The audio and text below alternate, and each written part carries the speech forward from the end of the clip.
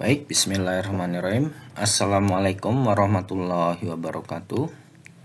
Baiklah anak-anak, di sini Bapak akan mencoba ya menjelaskan materi pokok kita selanjutnya, yaitu tentang aset tetap dan aset biologis ya.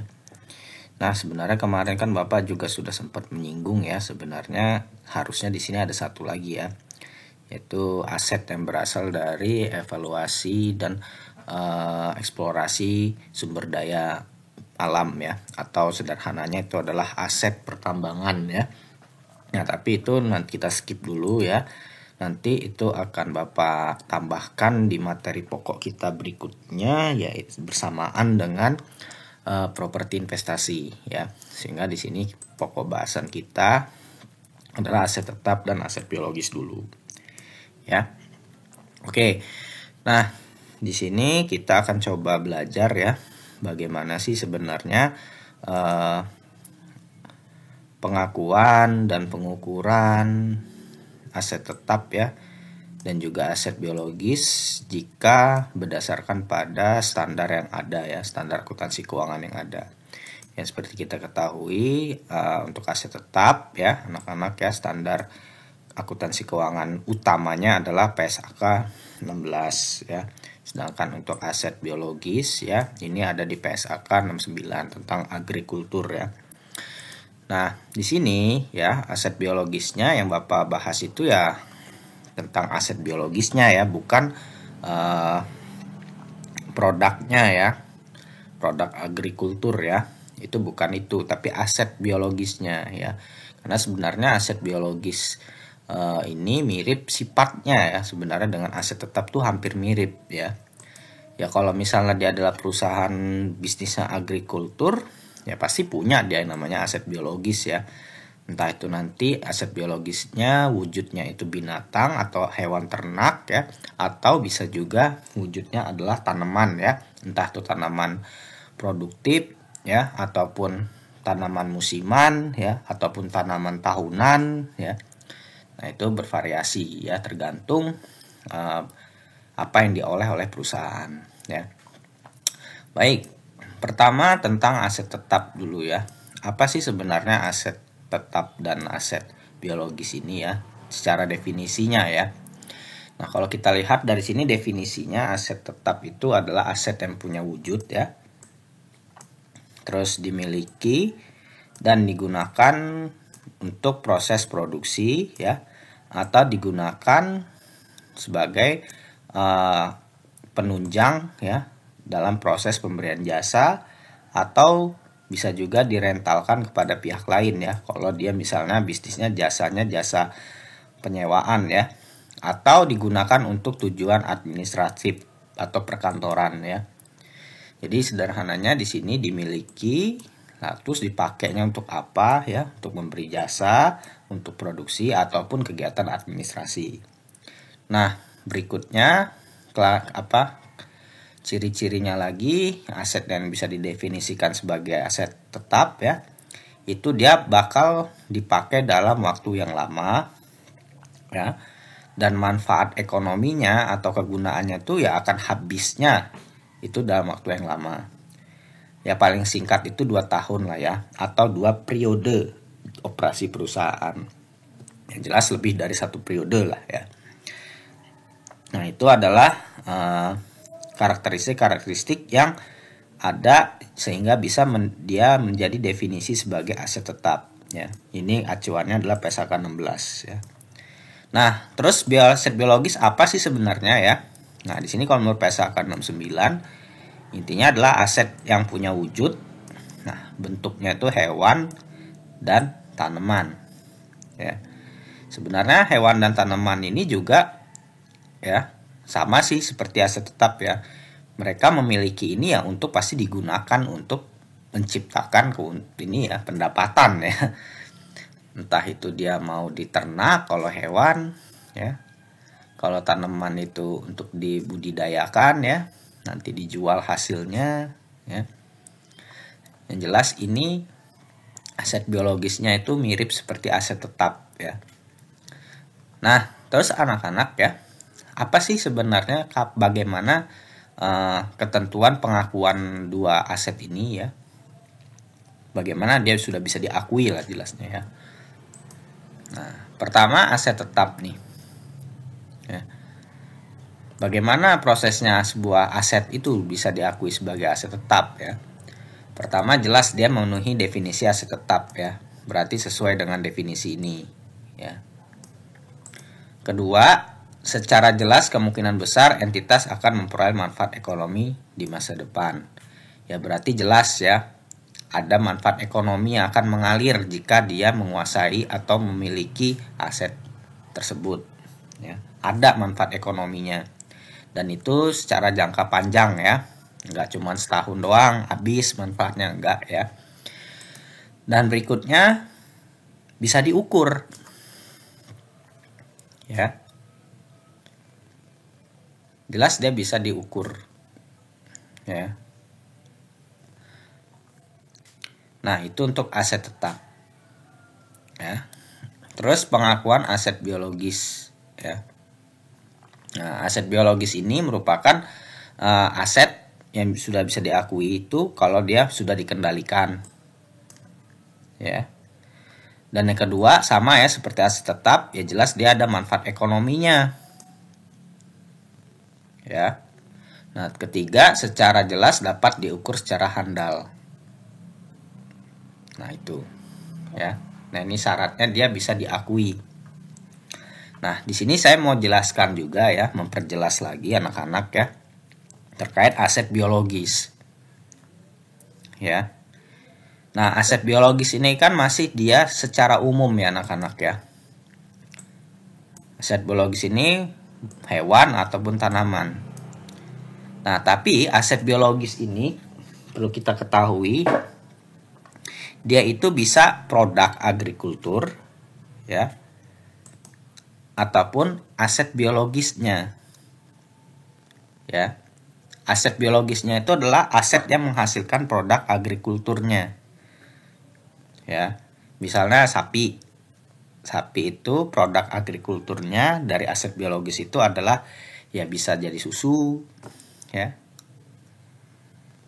Nah bisa juga produknya juga melahirkan sapi yang lain itu ya. Itu adalah aset biologis kalau dia sel sapi. Intinya sapi ini dia memiliki manfaat ya. Manfaatnya apa? Pertama dia bisa dijual ya. Kalau misalnya dijual aset biologis ini berarti dia adalah persediaan ya. Tapi misalnya dia aset biologisnya itu memang sengaja untuk di ternak ya. Misalnya ada sapi untuk menghasilkan anak sapi ya, nanti anak sapinya yang dijual ya, atau sapi mau menghasilkan susu, nah berarti itu adalah aset biologis yang dia sifatnya mirip seperti aset tetap ya. Nah di sini anak-anak ya, saya mau kasih tahu juga ada sebuah aset biologis ya, dia itu nggak masuk ke lingkup PSAK 69 tapi dia masuk ke 16. Apa itu? Ya. Itu adalah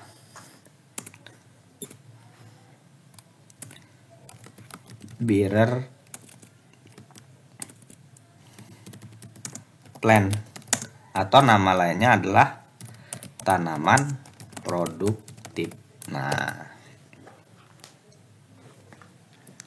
ini anak-anak memang dia aset biologis, wujudnya tanaman. Tapi dia nggak diaturnya di sini. Diaturnya di mana dia? Diaturnya di PSAK 16. Nah, jadi pertanyaan, apa sih sebenarnya tanaman produktif ini? Ya. Jadi tanaman produktif itu adalah tanaman ya yang memiliki manfaat ekonomi dan umur yang panjang ya. Kedua, tanaman yang dapat menghasilkan atau dipanen berulang kali. Jadi saat sederhananya tanaman produktif itu, saat dia panen, dia besoknya atau setelah panennya itu dia nggak perlu dibabat dulu, jadi masih ada tanamannya, tinggal kita nunggu lagi aja dia berbuah lagi atau menghasilkan produk lagi. Itu tanaman produktif ya. Contoh sederhananya seperti alpukat ya. Pohon alpukat itu adalah tanaman produktif contohnya ya, dimana dia sudah diambil buahnya, yaitu tanaman tetap hidup dan bisa berbuah lagi tuh ya. Beda dengan tanamannya kalau kayak padi itu kalau panen ya udah dibabat semua terus ditanam lagi supaya dia bisa panen lagi. Nah itu bukan tanaman produktif namanya, non bearer plant ya. Nah, jadi di sini jelas ya, untuk bearer plant atau tanaman produktif itu dia masuknya nanti lingkupnya PSAK 16. Ya. Dia nggak masuk ke 69. Ya, tuh. Ya tanaman kalau binatang kayak mana Pak? Hewan. Sapi juga, sapi kan kalau udah melahirkan dia tetap ada Pak, nggak perlu dibunuh sapinya. Nah, kalau untuk hewan semuanya itu akan masuk ke PSAK 69 ya. Baik hewannya ataupun produknya ya, produk yang dihasilkan oleh hewan tersebut ya, dia masuk ke 69. Yang nggak masuk ke 69 ini hanya ini aja, tanaman produktif ya, untuk aset biologis. Itu ya, jelas ya. Jadi itu saya tekankan satu ya, kalian harus tahu bearer plant itu apa. Bearer plant itu sifatnya ya manfaat ekonominya panjang ya, umurnya juga panjang ya. Terus tanaman yang menghasilkan atau dapat dipanen berulang kali ya, jadi nggak perlu dibabat setelah dia panen ya. Itu adalah tanaman produktif ya. Ini udah tadi ya. Nah terus pengukuran awal nih anak-anak ya. Nah kalau aset tetap ya, aset tetap itu pengukuran awalnya sederhananya adalah komponen elemennya itu diukur dengan biaya perolehannya anak-anak ya.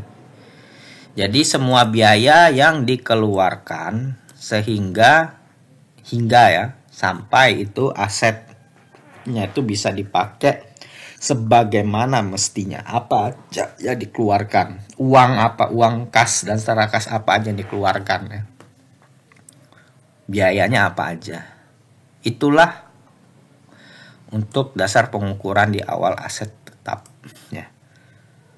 Nah, apa aja sih elemennya ya? Bisa dari harga beli ditambah biaya yang dapat diatribusikan langsung ditambah dismantle cost yang nanti didiskontokan. Ya.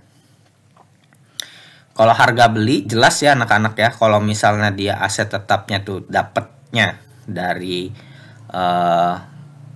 membeli dari pihak lain, contohnya mesin ya, atau beli tanah, atau beli bangunan sama tanah ya, bangunan bekas sama tanah ya, itu kan beli. Nah pasti ada harga belinya dong ya kan.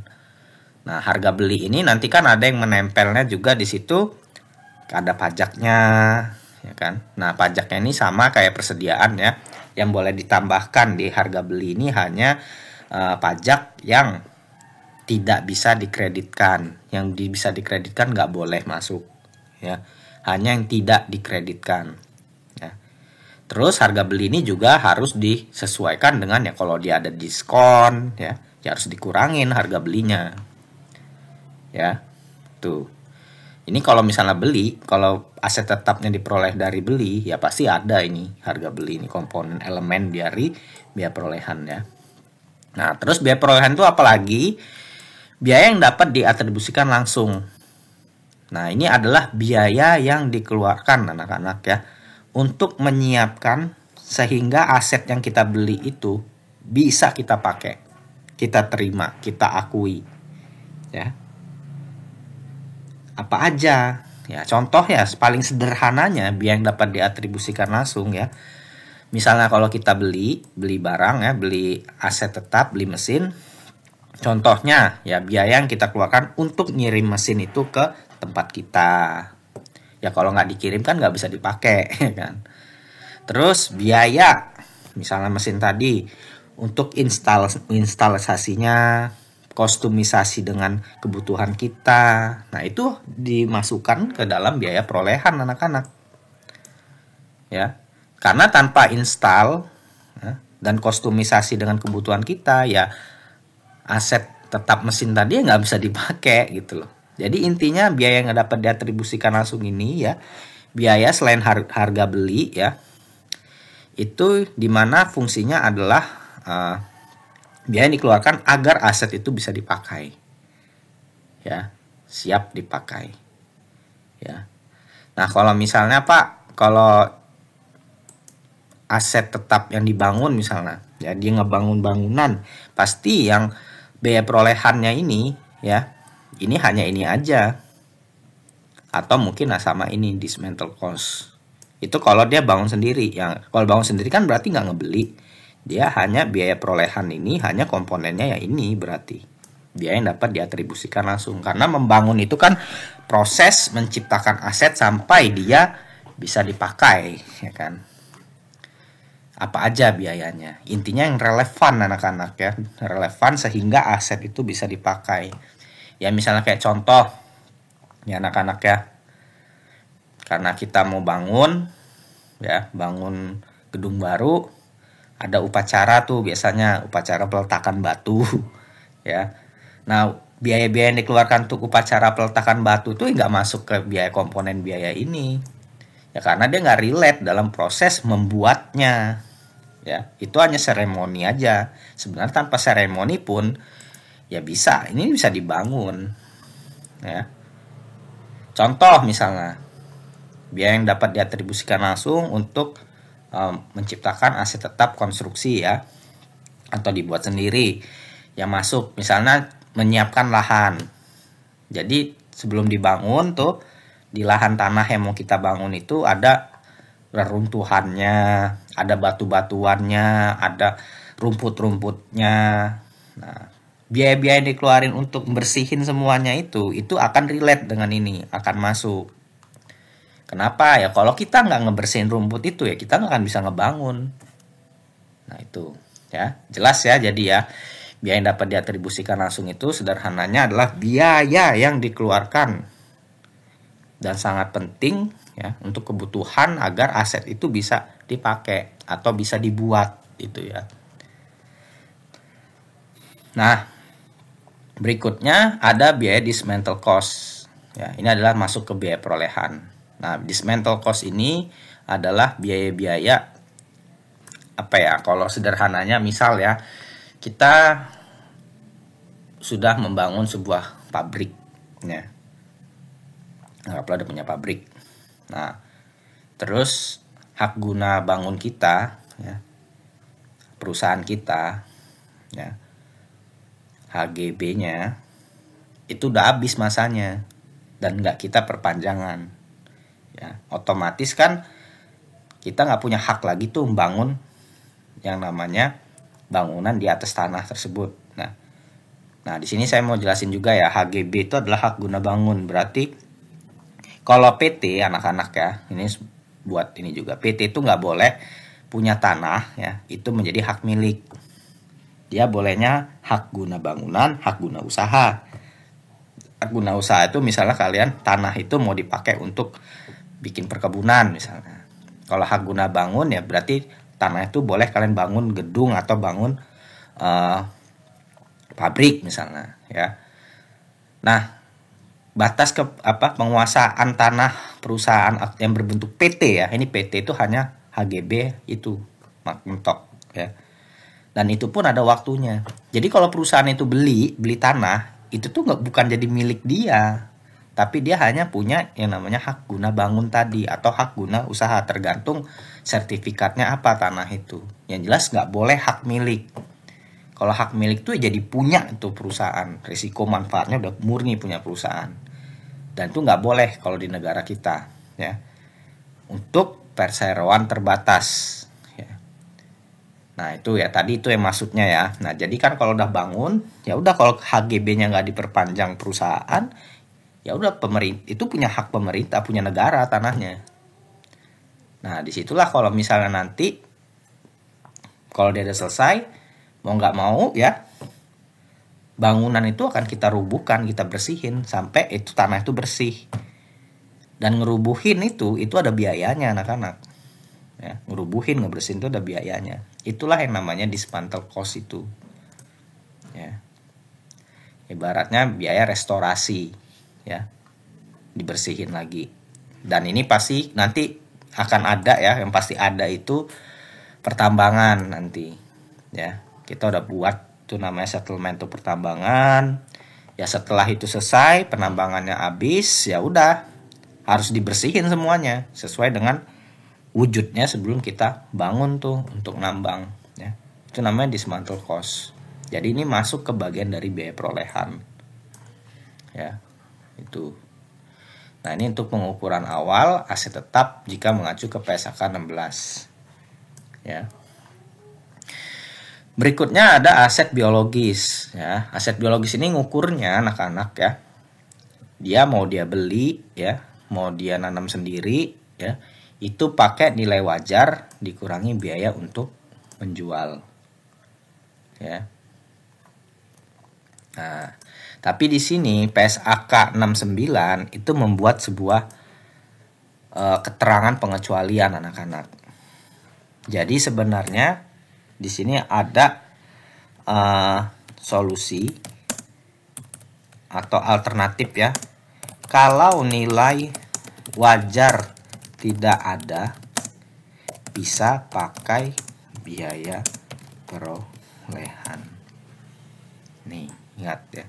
Jadi bisa pakai ini kita kayak aset tetap. Dengan catatan memang nilai wajarnya nggak ada. Nah, apa iya Pak ada kayak gitu? Ada nak. Ya sederhananya kalau kita beli sawah ya nak ya. Kalau kita beli sawah, itu kan nanti yang kita dapatkan apa? Tanah, dan di atasnya itu ada tanaman padinya. Ya. Oke, tanahnya memang kita bisa misahin nilai wajar tanah. Misalnya tanahnya 10 hektar ya. Tanah 10 hektar di daerah tersebut, ya pasarannya berapa yang paling menguntungkan kalau dijualnya. Itulah nilai wajarnya, tanahnya doang. Nah, tapi pertanyaan Bapak, apakah tanaman padinya bisa diukur? Apalagi misalnya baru ditanam. Ya. Apakah ada yang mau gitu? Bisa dijual emang.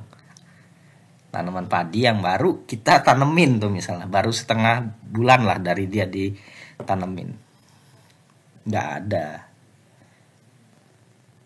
Nah, kalau kondisi seperti itu tandanya apa? Nilai wajarnya nggak ada. Ya. Bolehlah kita makai biaya perolehan.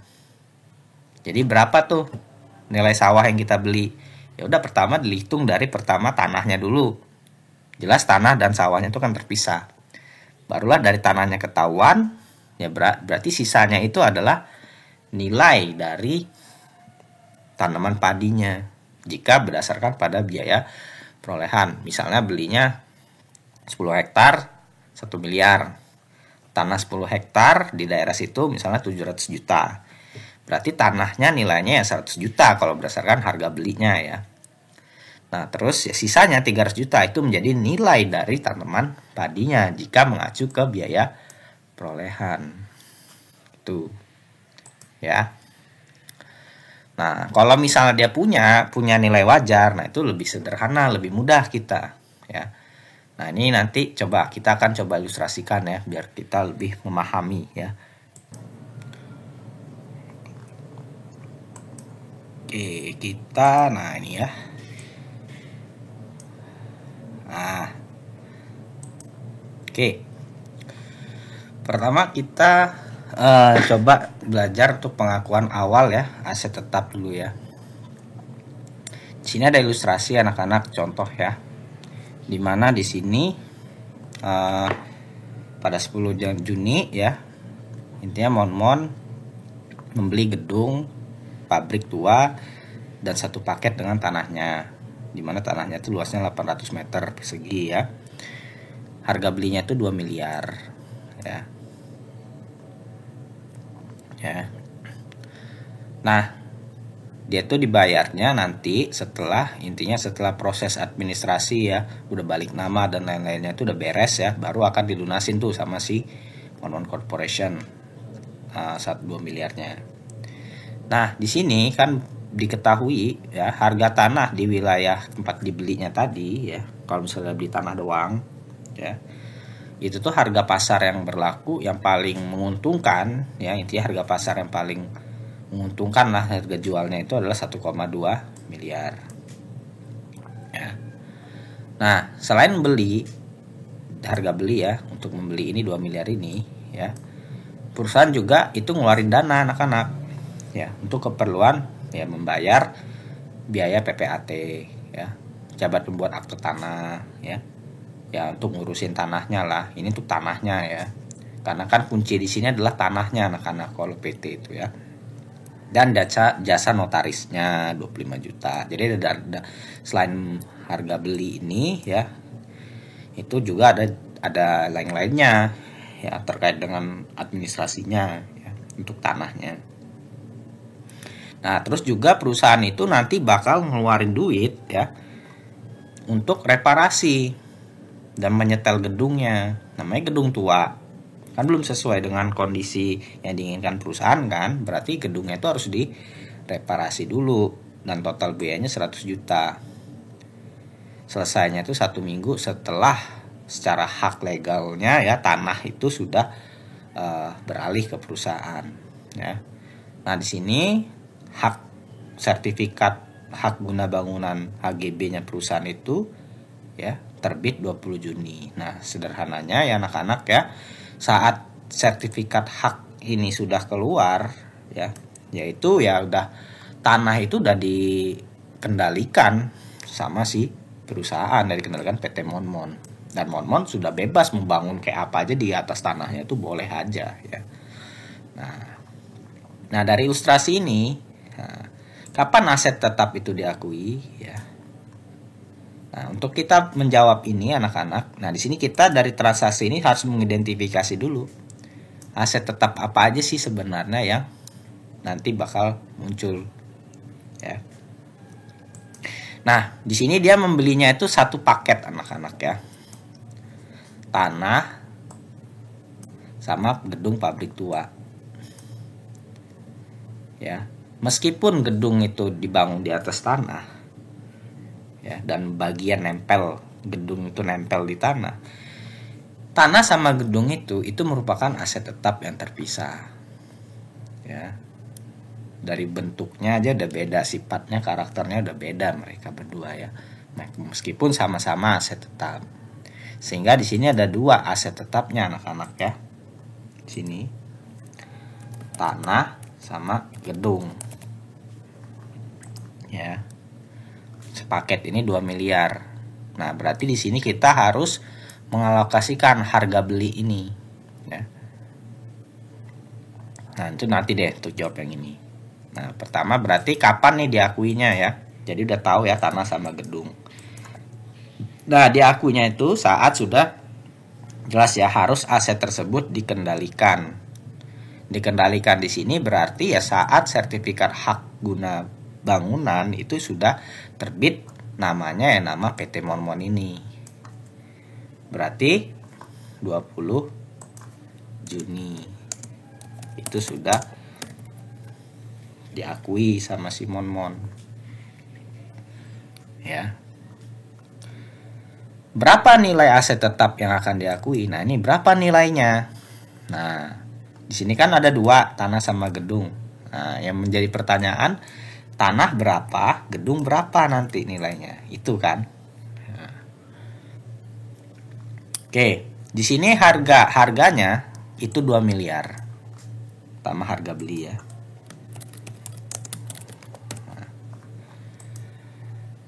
Totalannya adalah 2 miliar anak-anak ya. Berarti biaya perolehan di sini ya. harga beli aja, biaya perolehan. Nah, ya. Pertama harga beli dulu deh. Tanah sama ini kan sepaket 2 miliar. Nah, di sini berarti kita harus mengalokasikan tanah berapa, gedung berapa, ya kan? Nah, di sini kita bisa lihat. Di sini ada harganya anak-anak. Ya. Harga wajarnya untuk kalau misalnya barang tanah itu dijual, ya kan? Nah, di sini berarti jelas, ya. Di sini tanah itu harga belinya 1,2 miliar.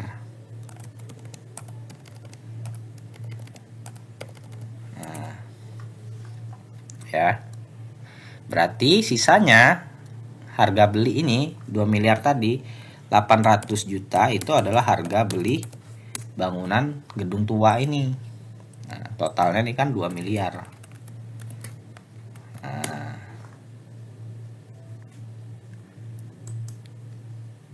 ini salah deng, ini kebanyakan angkanya ya, salah saya. Kok 12 miliar sih? Nah, 1 miliar 200 juta ya. Nah, terus di sini ada biaya yang diatribusikan ya.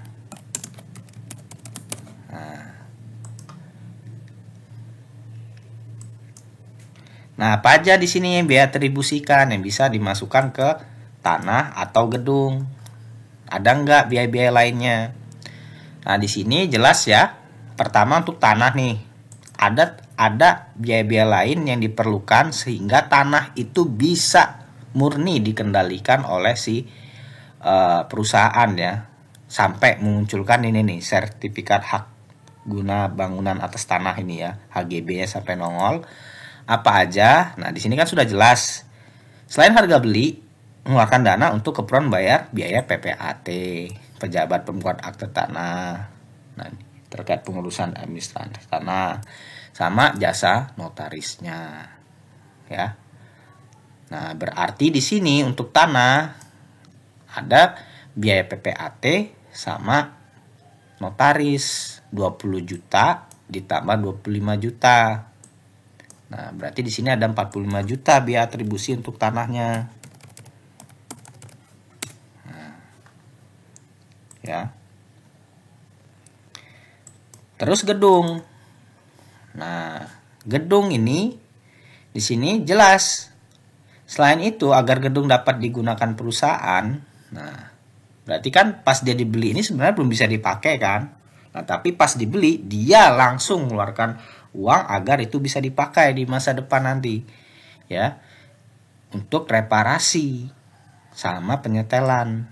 Sehingga berapa? 100 juta. Nah, sehingga di sini 100 juta ini dia masuk ke biaya yang dapat diatribusikan untuk gedung. Ya.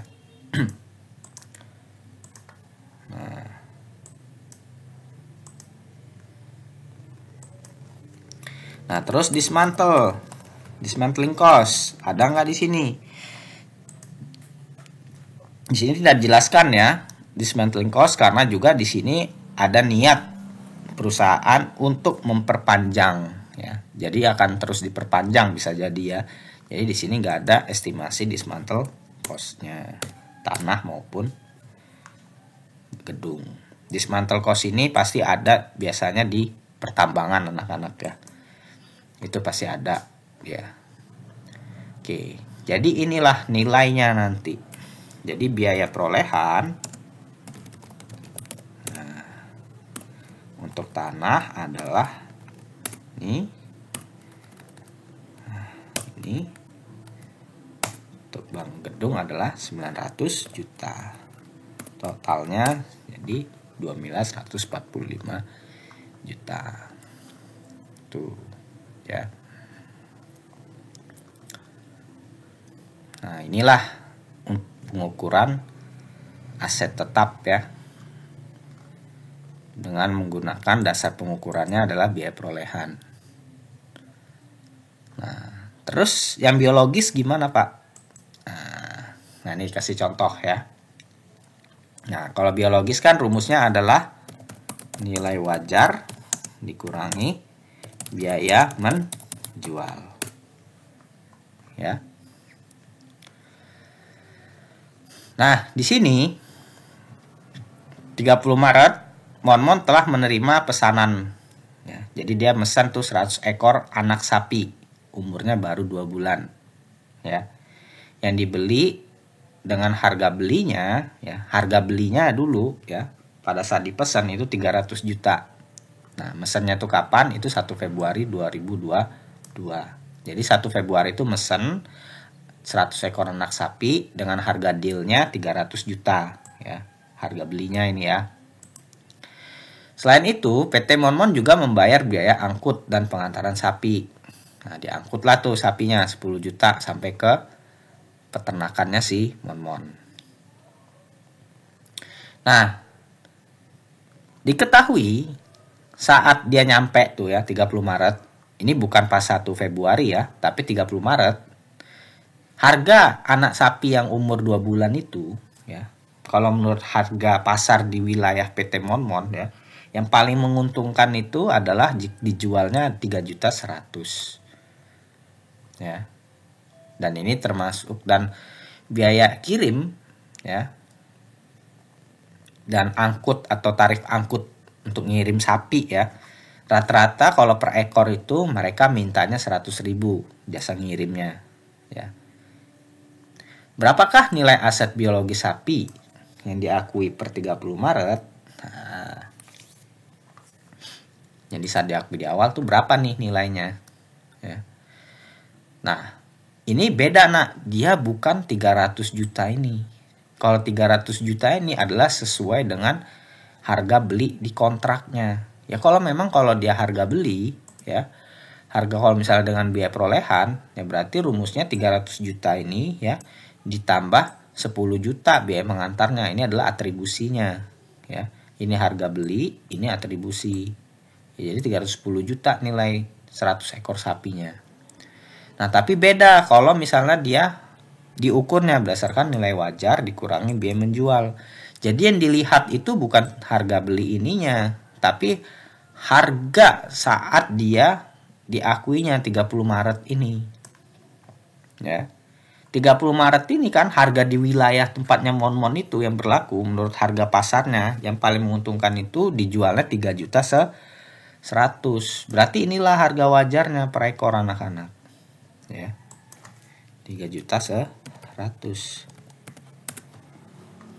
ya, harga pasarannya. Nilai wajar tuh salah satu mengukurnya menggunakan harga pasar ya, harga pasar yang mana yang paling menguntungkan di wilayah Pak Monmon itu. Nah, biaya menjualnya di sini ada biaya menjual nggak yang berhubungan untuk proses menjual sapinya ya. Nah, di sini kebetulan ya biaya menjual, kalau jual sapi itu ya logis sederhananya itu ya pasti ada biaya ngirim ya kan. Tarifnya ada rata-ratanya. Berapa sih ngirim sapi itu ya. Nah, di sini rata-ratanya 100.000 untuk setiap ekor yang dikirim. Nah, berarti nilai sapi ya per ekornya itu ya jelas 3 juta kurang 100.000 nih. 3.100.000 kurang 100.000. Tinggal dikali aja 100 ekor. Nah, 300 juta. Ya samalah seperti harga belinya ya. Tapi cara ngukurnya beda ya. Tuh. Ya anak-anak ya. Nah, ini contoh kasus kalau nilai wajarnya ada, nak. Ya kalau hewan ya, hewan itu kan nilai wajarnya itu bisa ya agak ada pasarannya loh, nak, gitu ya. Tapi yang agak sulit itu adalah tanaman ya. Tanaman tuh akan sulit sekali menentukan nilai wajarnya. Nilai wajarnya. Ya kalau tanaman pohon misalnya anggaplah pohon apa ya? Misalnya pohon jati ya. Perusahaan itu punya bisnis pohon jati ya. Nah, ini baru ditanam anak-anak pohon jatinya. Anggaplah baru dibibitin ya, pembibitan jatinya baru sebulan. Baru mungkin muncul tunasnya. Kayak mana nak nilai kita menilai tunas dari pohon jati tersebut gitu loh. Itu kan nggak bisa. Ya kan? Jadi gimana ngukurnya sampai keluar tunas itu, Pak? Nilai pohon jati yang baru jadi tunas itu ngukurnya kayak apa? Yaitu harus pakai yang tadi. Solusinya adalah kita menggunakan biaya perolehan. Jadi biaya-biaya yang dikeluarin tuh sampai muncul tuh tunas. Berarti yang dipakai ya biaya yang dapat diatribusikan langsung sampai muncul tunas itu apa aja. Itu sebagai dasar pengukurannya. Ya. Kalau tanaman itu dia bisa laku ya. Laku itu sampai poin-poin tertentu. Ya. Ya misalnya pohon jati itu ya dia memang bukan tanaman produktif ya, karena nanti dia akan kalau panennya ya ditebang pohon jatinya. Ya kan? Pakai itu kayunya. Nah, kayunya itu ya baru ada harganya atau nilainya, baru ada nilainya pohonnya itu ya saat dia sudah umur tertentu. Itu makanya kalau tanaman tuh agak susah kita mengukur nilai wajarnya karena harga pasarannya susah. Ya.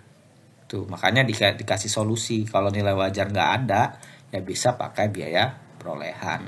Itu. Ya. Oke, itu tadi saat pengukuran setelah pengakuan awal ya. Pengakuan awal ya. Sekarang pengukuran setelah pengakuan awalnya. Jadi pengukuran setelahnya. Ya. Pertama aset tetap. Ya. Oke, belum masuk ke sini ya. Nah, kadang anak-anak ya, aset tetap ya. Kayak misalnya contoh mesin ya.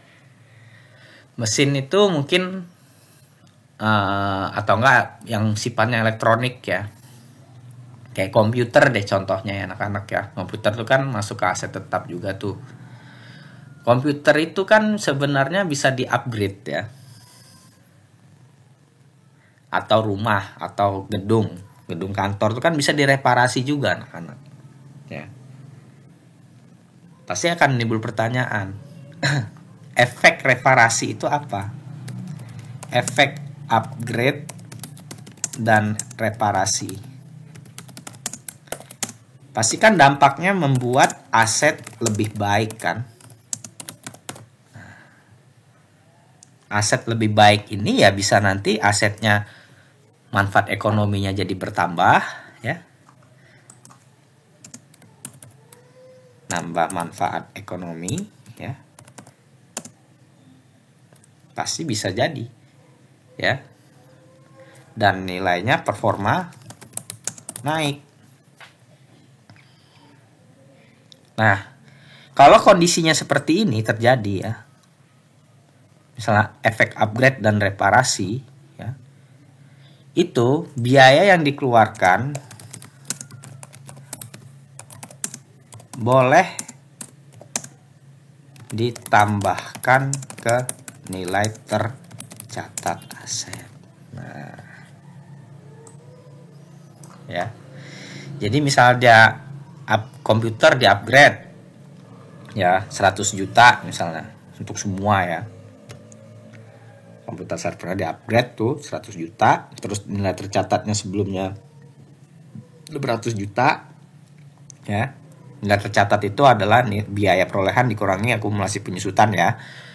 Nah, itu nilai tercatat 16 juta, berarti nanti 100 juta biaya yang digunakan untuk upgrade ini dia nggak jadi beban, tapi masuk ke nilai aset komputer server tadi yang jadi berapa? 600 tambah 100, 700 juta ya. Nah, terus misalnya dari upgrade itu efeknya adalah ya manfaat ekonominya naik. Misalnya tadinya umurnya 10 tahun, udah kepake 3 tahun, 7 tahun ya. Pas udah 7 tahun itu di-upgrade. Jadi umur ekonominya bukan 7 tahun sisanya, jadi 8 tahun. Nah, itu ya. Nah, kalau kondisinya upgrade dan reparasi yang membuktikan akan memberikan impact yang besar ya. Impact yang besar ini dalam catatan menambahkan performa ataupun secara substansi memberikan manfaat komersil lah ibaratnya ke asetnya ya. Itu dia akan ditambahkan ke nilai tercatat ya anak-anak ya. Jadi jelas ya. Nah ini beda dengan servis. Dia servis perawatan tuh beda anak-anak ya. Kalau servis perawatan itu ya cuman merawat supaya dia sesuai dengan kondisi aja, tapi nggak menambah kemampuannya dan umurnya. Tuh ya. Kalau biaya servis dan perawatan nggak boleh ditambahkan ke nilai tercatat karena sifatnya dia hanya maintenance ya. Maintenance itu yang membuat dia kondisinya prima aja, tapi nggak meningkatkan ya sifatnya. Tuh ya. Jadi harus hati-hati juga ya anak-anak ya. Ada biaya yang dikeluarkan setelah biaya perolehan di awal ya. Itu kita harus memperhatikan apakah dia memberikan dampak ke komersil pada asetnya atau tidak. Kalau tidak, jadikan beban. Tapi kalau iya, tambahkan ke nilai tercatat aset. Itu ya. Nah, selanjutnya nih. Nah, pasti kalian sudah pernah belajar ya anak-anak terkait dengan istilah penyusutan, ya kan? Manfaat ekonomi, ya kan? Depresiasi penyusutan. Saya yakin kalian dulu pas di pengantar akuntansi udah familiar lah dengan kalimat-kalimat dengan istilah-istilah itu ya. Dan sini saya nggak akan terlalu membahas ya bagaimana cara menghitung penyusutan garis lurus saldo menurun, enggak ya. Di sini saya akan memperkenalkan saja. Jadi model penyusutan atau pencatatan menurut PSAK 16 itu ada dua anak-anak ya. Pertama ada model biaya sama model revaluasi ya. Kalau model biaya itu adalah model yang mengukur nilai aset tetap ya. Jadi setelah diakui di awal diukurnya itu caranya dengan cara biaya perolehan dikurangi akumulasi penyusutan. Nah, ini yang biasa kita pakai ya. Yang kedua, model revaluasi. Menilai kembali nilai tercatat dengan menyesuaikan dengan nilai wajarnya. Nah, ini ada dua model jadi yang diperbolehkan oleh PSAK 16. Akan muncul, Pak, bagus yang mana? Nah, ini balik lagi anak-anak, tergantung dari sifat dan karakteristik aset tetapnya. Misalnya aset tetapnya itu ya benar-benar terpengaruh oleh kondisi pasar nilainya. Ya. Jadi bisa berubah-berubah anak-anak. Saya kasih contoh, misal aset tetapnya itu adalah tanah. Tanah yang di atasnya itu ada bangunan kantor kita. Tanah ini anak-anak ya. Ini nih kalian tahu sendiri ya, dia tidak menyusut. Dan tanah itu benar-benar akan dipengaruhi oleh harga pasaran. Ya. Nah, disinilah cocok kalau tanah itu kita menggunakan namanya model revaluasi. Tuh. Ya. Jadi saya ulangi lagi, ini kembali ke kebijakan perusahaan dalam menjudgment kondisi asetnya. Kecocokannya lebih cenderung kemana. Ya, tuh ya. Jadi balik lagi ke perusahaannya. Kalau tanah ya pasti pakai model revaluasi nih. Ya kali pakai nilai aset ya tetap biaya perolehannya dikurangi akumulasi penyusutan. Kecuali tanah itu merupakan aset sewa guna usaha. Nah itu bisa mungkin dia pakai model biaya ya. Tuh. Jadi balik lagi anak-anak ke sifat asetnya lagi, kembali ke asetnya ya. Dan satu lagi ya, sekali memilih model akan sangat dianjurkan untuk diterapkan ke periode-periode selanjutnya, yaitu konsisten ya. Jangan sampai berubah-ubah. Ditekankan memang boleh berubah tapi ditekankan konsisten itu ya. Nah, berikutnya ini kalau yang aset ini ya. Nah, ini metode penyusutan ya. Di sini saya nggak terlalu mau bahas banyak di sini ya. Saya yakin kalian juga sudah paham ya, sudah familiar dengan istilah garis lurus, saldo menurun, unit produksi. Ini adalah metode ya. Dan balik lagi, ini nggak bisa mana yang lebih baik, mana yang bagus ya. Kembali lagi ini menyesuaikan dengan asetnya sendiri ya. Mau milih mana ya. Ya di sini kalau menurut PSAK 16 memang ada keterangan di PSAK 16 itu ya, dalam memilih metode penyusutan itu kita harus mempertimbangkan arus konsumsinya, harus konsumsi manfaatnya ya. Ya contohnya misalnya kayak bangunan anak-anak ya. Bangunan itu kan kalau buat kantor ya dipakainya gitu-gitu aja gitu loh, untuk orang kerja ya. Terus nggak ada yang dipakai yang lain, untuk dipakai untuk misalnya ada acara ya. Dan sifatnya ditempati gitu loh. Makanya di situ mungkin kalau konsumsi manfaatnya hanya seperti itu ya bisa pakai garis lurus ya. Nah, kalau mesin misalnya, mesin tersebut ya banyak digunakan ya. Gunakan untuk produksi dan continuously ya. Dan dibuat terus ya. Nah, disinilah unit produksi sama saldo menurun karena dia sangat bergantung sama performance-nya dari asetnya, itu mungkin cocok dua ini ya.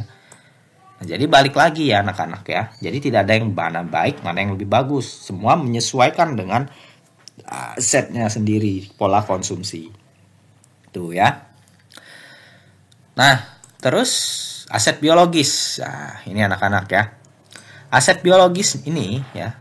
Ini catatan aset biologisnya yang non tanaman produktif ya. Kalau tanaman produktif dia sama kayak ini anak-anak ya. Misalnya saya kasih contoh, tanaman produktif itu adalah kebun sawit ya. Kelapa sawit. Ya, kelapa sawit itu kan dia mulai disusutkan, dia disusutkan juga ya. Entah dia memakai revaluasi model biaya, itu tergantung ya. Itu tergantung dari perusahaannya ya, tapi dia makainya ketentuan di sini ya. Nah, itu kalau saat dia sudah mulai menghasilkan apa ya, kalau ini ya tanden ya. Kalau dari kelapa sawit itu tanden, nanti diolah jadi crude palm oil ya. Jadi CPO ya. Ini tandennya ya. Itu berarti dia sudah jadi tanaman produktif dan sudah mulai disusutkan ya. Sesuai dengan ya mirip kayak nyusutin gedung ya, mesin dan lain-lain ya. Itu caranya sama ya. Nah, tapi beda dengan aset biologis yang non tanaman produktif tadi ya. Nanti kayak mana caranya pengukurannya ya. Nah, kalau yang ini setelah pengakuan awalnya ya, ini masih sama anak-anak. Nilai wajar dikurangi biaya untuk menjual, sama seperti pengakuan di awal ya. Nah, impact-nya cuman nanti ada istilah dia naik atau turun ya kan.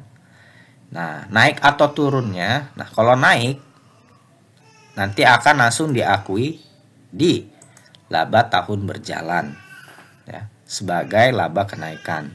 Tapi kalau turun ya langsung diakui sebagai kerugian penurunan aset biologis ya.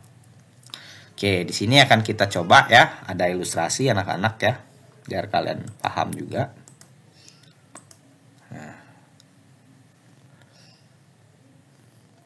Nah, ini contohnya ya. Pertama kita ke model biaya dulu deh. Ini ya. Nah, model biaya ya. Ini ada contoh kasus ya. Kalau model biaya ini sebenarnya kalian pasti saya yakin sudah paham ya, sudah biasa ya. Nah, di sini ada aset dibelinya 1 Januari, harganya 80 juta ya. Biaya perolehannya itu 1 Januari. Ini tercatatnya ya 1 Januari 2022 80 juta. Dimana ini biaya perolehannya dulu 100 juta dikurangi akumulasi penyusutannya 20 juta ya. Makanya nilai tercatatnya 80 juta. Nah, berarti ini ya kita buat aja di sini. Perolehan BP ya. Nah, ini berapa? Tadi 100 juta. Ya, di sini AKM penyusutannya ya. Ini 20 juta. Nah, berarti di sini nilai tercatatnya ya. Nah, tercatat 1 Januarinya 80 juta ya anak-anak ya. Estimasi manfaat ekonominya itu 10 tahun ya. Sini taruh aja ya, 10 tahun. Ya. Nah, sisanya per 31 Desember 2022 ini adalah 7 tahun ya. Berarti pas 1 Januari, ini kan 1 Januari ya. 1 Januari ini sisanya masih 8 tahun. Ya kan? Nah, nanti 31 Desembernya ya. Ini sisanya tinggal 7 tahun. 1 Januari 2022, 31 Desember 2022, 7 tahun ya sisanya kepake nih. Nah, di sini nggak ada nilai residu ya dan menggunakan metode garis lurus. Ya, ini yang paling sederhana ya. Berapakah beban penyusutan? Ya jelas ya, untuk tahun operasi 2022 berarti tahun operasi 1 Januari sampai 31 Desember ini anak-anak ya. Berapa sih bebannya ya? Nah, ini gampang sih sebenarnya ya. Saya yakin kalian sudah familiar ya. Berarti beban penyusutan setiap tahun ya. Ini pasti sama penyusutan setiap tahun. Ya. 100 juta ini dibagi umurnya anak-anak. Umurnya kan 10 tahun nih. Nah, jadi 10 juta. Ya. Jadi ini beban penyusutannya. Nah, beban penyusutan berarti di sini setiap muncul beban penyusutan pasti akan menambah akumulasi penyusutan. Berarti di sini beban penyusutan akumulasi penyusutannya 20 juta ini per 1 Januari ditambah 10 juta yang terjadi per 3 sampai 31 Desember ya. Berarti totalnya adalah 30 juta. Maka nilainya ya. Nilai 31 Desember nilai aset tetapnya adalah 70 juta. Saya yakin kalian yang ini udah paham ya, udah familiar pasti ya. Sudah terbiasa lah ya.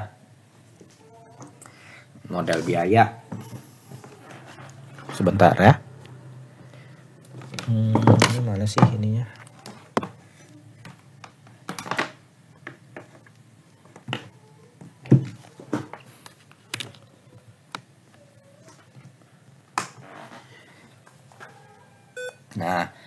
Nah, mungkin di sini akan saya jelaskan itu adalah ini ya, metode revaluasi. Nah, metode revaluasi. Nah, di sini kan saya tadi sempat menyinggung tanah ya. Tanah itu akan cocok jika kita menggunakan revaluasi ya. Nah, terus timbul pertanyaan, Pak, apakah setiap tahun kita akan merevaluasi dengan nilai wajarnya? Enggak juga anak-anak ya. Jadi belum tentu tiap tahun ya. Jadi tergantung kebijakan perusahaan ya. Dia mau melakukan revaluasi per berapa tahun sekali. Nah, ini menentukannya berapa tahun sekalinya itu berdasarkan pertimbangan ya. Aset ini mulai terlihat jelas perubahan nilainya itu dalam berapa tahun rata-rata. Ya. Ya misalnya kalau tanah di sana perubahan nilainya cepat ya, setahun sekali pasti berubah ya, berarti setiap setahun sekali. Ya. Tapi kalau misalnya dia perubahannya lambat anak-anak ya, misalnya selama setahun cuma naik ya 100.000, 200.000 ya, atau per meternya cuma naik 10.000, 50.000. Nah itu mungkin nanti ada masanya dia akan diukur ya berdasarkan revaluasi ya, entah tuh 3 tahun sekali, 2 tahun sekali. Nah itu balik lagi ya anak-anak ya. Jadi ingat, dia belum tentu setiap tahun sekali direvaluasi. Balik lagi ke keputusan perusahaan berapa tahun kira-kira nilai aset tersebut memang terlihat pengaruhnya ya akibat dari perubahan nilai wajarnya ya. Nah, kalau di sini dijelaskan 2 tahun sekali ya. Nah, dikatakan nilai tercatat, anggaplah ya Desember 2022 ini dia masa revaluasi ya. Berarti di sini berapakah nilai aset tetap tanah setelah direvaluasi ya. Ini sederhana sekali anak-anak ya, tinggal kita lihat berapa nilainya, nilai wajarnya per 31 Desember ya. Nah, ini kan kalau nilai tercatatnya dulu ya 1 miliar. Harga per meternya 1 juta. Masih harga 2 tahun yang lalu ya, karena dia revaluasinya 2 tahun sekali ya. Nah, berdasarkan survei harga tanah, harga pasar tanah yang berlaku di daerah tanah tersebut yang paling menguntungkan itu adalah 1.100.000 per meternya. Nah, berarti di sini kan sudah jelas ya, ya harga nilai wajar baru per meter ya pasti 1.100.000. Ya kan?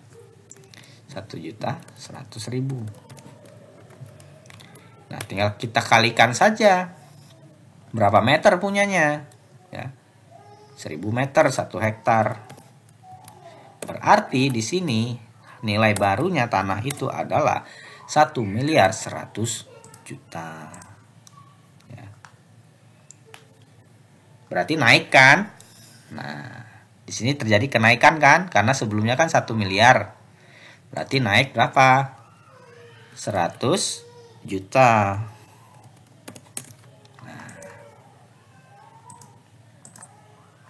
Ini kenaikannya, naik.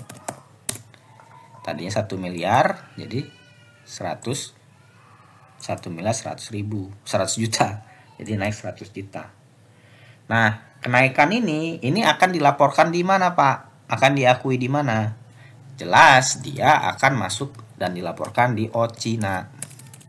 Other Comprehensive Income atau penghasilan komprehensif lain. Sebagai apa? Ya, sebagai akun revaluasi surplus ya, surplus revaluasi. Jurnalnya jadi ya, aset tetap tanah di debit, kreditnya apa? OCI ya. Surplus revaluasi. Aset AS ya. Aset AST, aset tetap tanah, saya singkat aja ya, naik 100. Tuh ya. Nah, terus anak-anak ya, di sini ada perbedaan anak-anak ya. Memang revaluasi aset tetap ya, surplusnya, kalau misalnya tanah itu dijual ya kan, seandainya anak-anak ya, ada kalanya tanah itu kan dihentikan penggunaannya karena dijual. Nah, terus pada saat dijual di OCI-nya atau di penghasilan komprehensifnya masih ada saldo surplus ini, anggaplah masih ada nih 100 juta ya, itu tidak boleh ya, tidak boleh di reclass ke laba rugi, nggak boleh, dia langsung masuk ke saldo laba, langsung dimasukin ke ekuitas, saldo laba atau nama lainnya laba ditahan. Tuh, ya. Jadi nggak mampir dulu ke laba rugi, ya, nggak ke situ, ya. Nah, terus anak-anak ya, di sini saya mau ngasih tahu lagi, ada perbedaan dengan yang kemarin kalau kita belajar di yang investasi ya, ke yang FEOCI ya. Beda. Di sini ada sesuatu anak-anak. Anggaplah anak-anak ya. Misal ya. Ini revaluasi tahun 2022. Nah, kalau ini kan kasusnya kondisinya untung ya, naik. Naik, dia langsung masuk ke OCI ya, jadi tabungan ya anak-anak ya. Nah, kalau misalnya turun, bukan naik 100 juta tapi malah turun. Nah, di sini uniknya anak-anak, di sini dia akan langsung masuk ke laba rugi nak.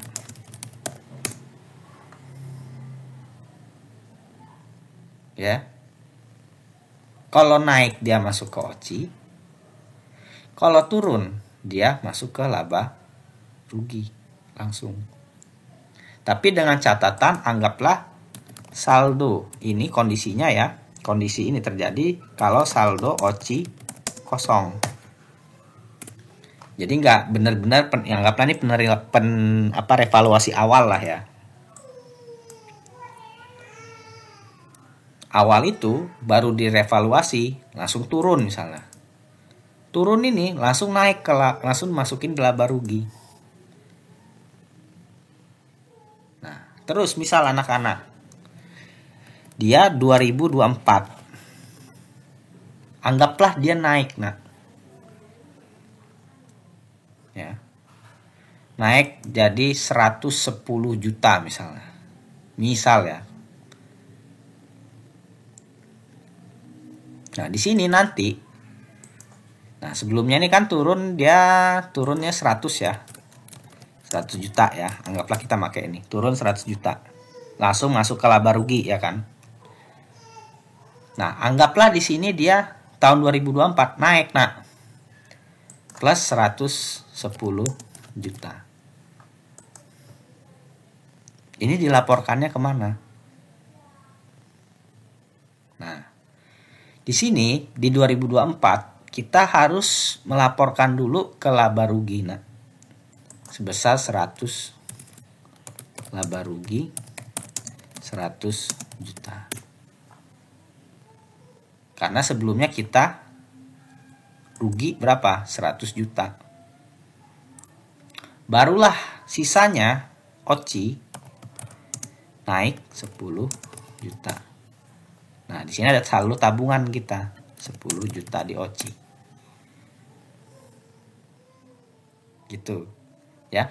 Jadi kalau dia turun ya, kalau sebelumnya turun dan nggak ada saldo ya.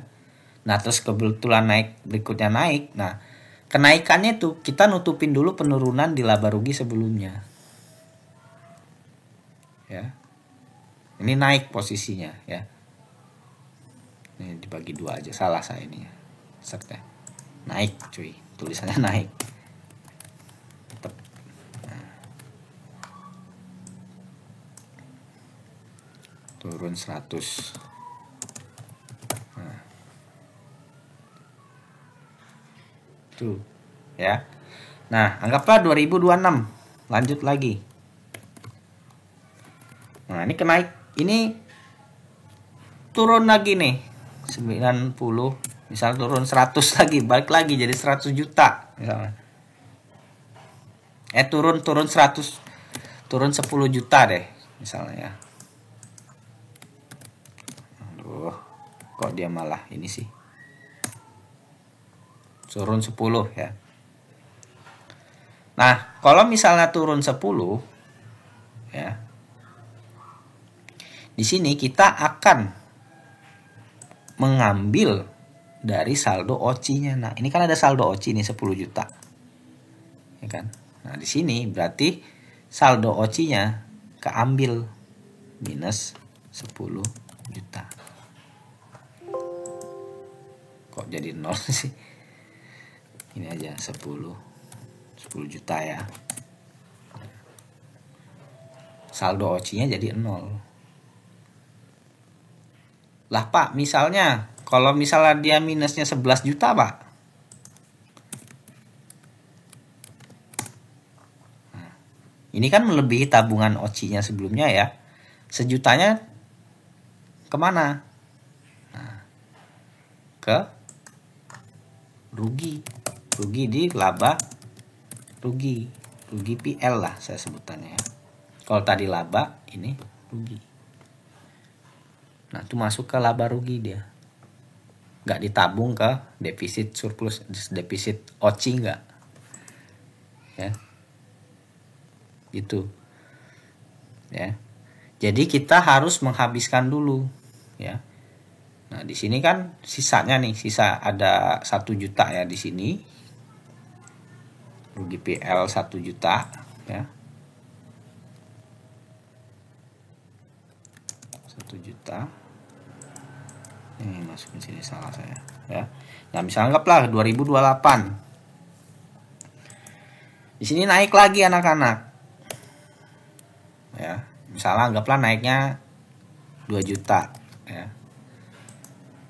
Nah, balik lagi kayak sebelumnya. Kita ngelaporin lagi di sini dulu. Laba 1 juta karena sebelumnya kita rugi 1 juta. Nah, sisanya 1 juta masuk ke OCI lagi. Tuh. Ya. Dan nanti seandainya tahun 2028, 2029 awal, misalnya 1 Januari ini dihentikan saldo OCI ini 1 juta sisanya, ya. Maksudnya 2029 ini asetnya dijual atau memang dihabis deh ya manfaatnya. 1 juta OCI ini langsung ke saldo laba. Tuh. Ya. Jadi seperti itu ya ketentuannya ya. Terkait dengan revaluasi. Ya, memang agak sulit ya revaluasi ini ya. Oke. Baik, mungkin itu ya dari Bapak, semoga bisa bermanfaat ya. Nanti insya Allah di pembahasan besok akan Bapak tambahkan lagi anak-anak. Ini masih banyak sebenarnya beberapa yang belum saya masukkan untuk yang materi pokok hari pada minggu ini ya. Seperti contohnya pertukaran aset tetap tuh belum ya. Jadi saat pembahasan besok nanti akan saya sekalian bahas, nanti akan saya tambahkan. Oke, baik itu saja dari saya.